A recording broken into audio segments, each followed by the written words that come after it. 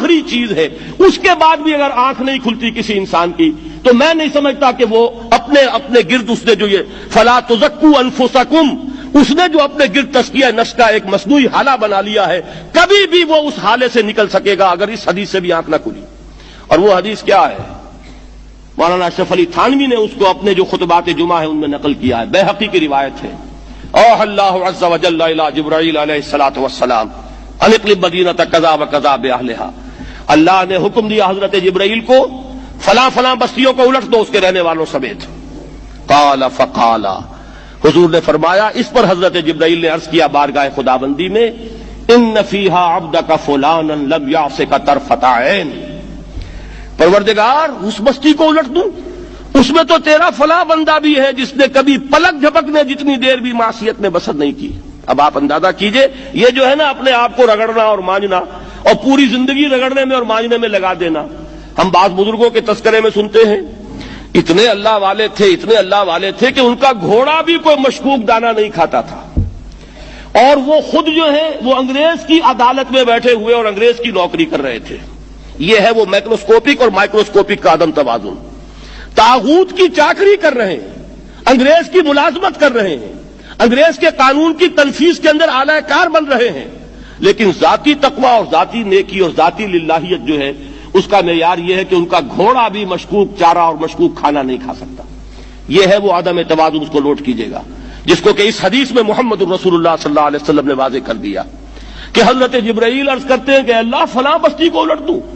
اس میں تو تیرا فلاں بندہ بھی ہے جس نے پلک جھپکنے جتنی دیر بھی معصیت میں بسر نہیں کی۔ ذاتی نیکی کا اب اس سے اونچا کوئی مقام کوئی شخص مجھے اگر بتا سکے تو میں اس کا مرید ہو جاؤں گا۔ اس سے اونچا کوئی مقام ہوگا کہ آنکھ جھپکنے جتنی دیر بھی کسی نے معصیت میں بسر نہیں کی، ذاتی نیکی کی معراج۔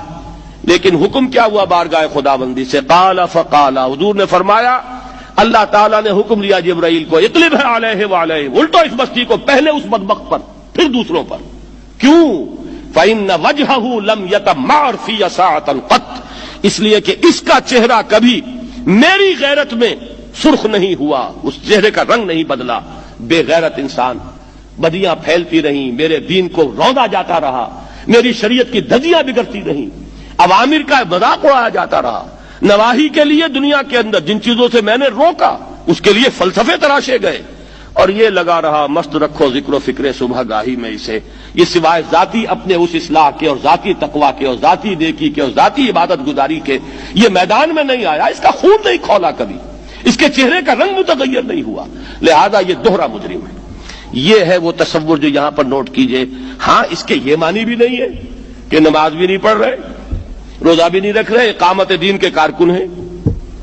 فرض نماز آ گئی ہے وہ چلی جا رہی ہے، جماعت کا کوئی اہتمام نہیں ہے۔ اب یہ دو انتہائیں ہیں، ایک انتہا یہ کہ وہ تزکیہ نفس جو ہے اسی میں وہ رگڑنے اور مانجنے کا عمل جاری ہے، ایک یہ کہ اس کا سرے سے کوئی تعلق ہی نہیں، اپنی ذات سے بحث ہی نہیں۔ وہ کیفیت وہ ہو گئی ہے جو یہود کی آئی ہے قرآن مجید میں کہ تامرون الناس بالبر وتنسون انفسکم وانتم تتلون الکتاب، کیا تم لوگوں کو نیکی کا حکم دیتے اور اپنے آپ کو بھول جاتے ہو؟ یہ دوسری انتہا ہے۔ پھر وہی بات عرض کروں گا، وہی بال سے زیادہ باریک اور تلوار کی دھار سے زیادہ تیز راستہ ہے جس پہ چلنا ہوگا کہ نہ یہ ہو کہ وہ مبالغہ ہو رہا ہو،